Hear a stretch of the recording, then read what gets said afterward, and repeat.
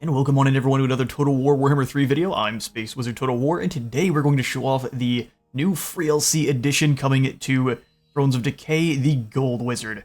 Finally, the Colleges of Magic has its final wizard. The Gold Wizard has been in the files for a very long time, and there's been concept art up for him for quite some time, and he's finally here. He looks fantastic. He's got kind of alchemical bits and bobs all over his staff and his person. This little like curved ritual dagger, and of course a skull belt because you need a skull.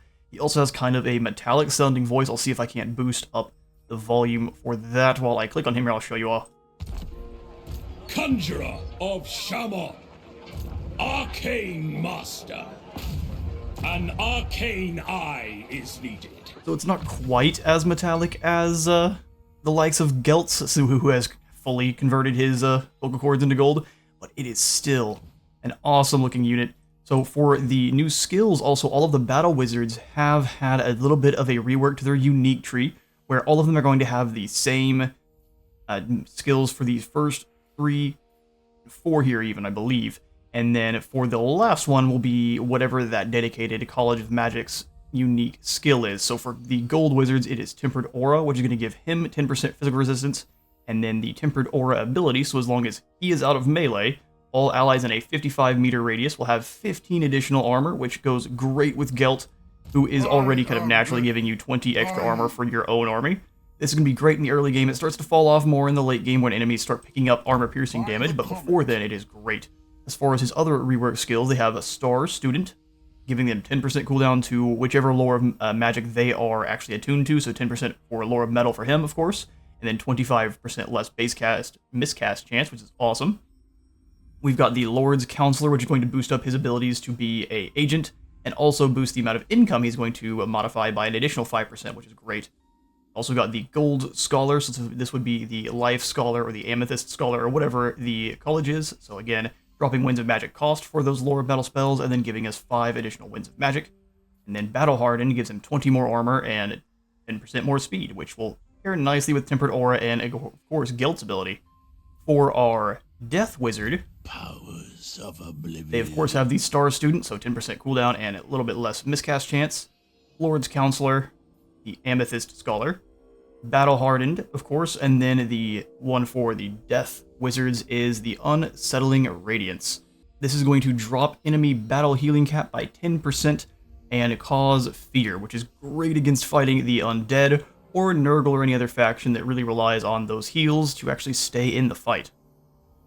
For your Bright Wizard and the Amber College, you'll still have the Star Student for the cooldown to fire spells, the Lord's Counselor, Bright Scholar for Winds of Magic cost reduction for those fire spells and a little bit more magic, Battle Hardened for armor and speed, and then, of course, we've got the Controlled Anger, which is going to enable flammable attacks for himself, and then increase his whole army's fire resistance by 15%. After that, we have the Celestial Wizards, which we are going to have the Lore of Heaven Star Student, so less cooldown and less miscast. Lord's Counselor for better hero actions. Celestial Scholar for less Winds of Magic cost and more magic.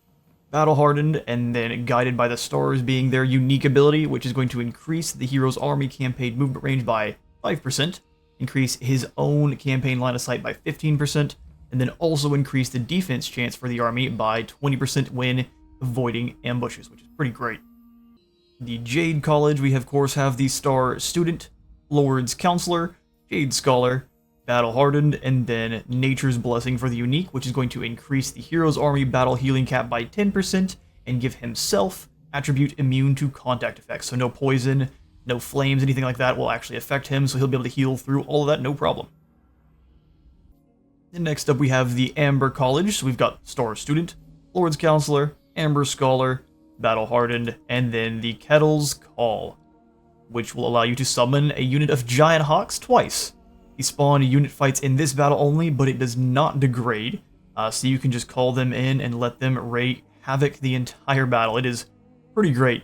Bring in the Eagles, except for slightly smaller. For your Light College, you of course have the Star Student, Lord's Counselor, Light Scholar, Battle Hardened, and then their unique is Shining Resilience. So he'll have the Aura of Protection, so as long as Winds of Magic is greater than 15, or at 15, All allies in 35-meter radius will have a 10% extra ward save for all damage, which is pretty fantastic. They'll also drop corruption in the local province by 2. And then last but not least are sandal-wearing Grey Wizards.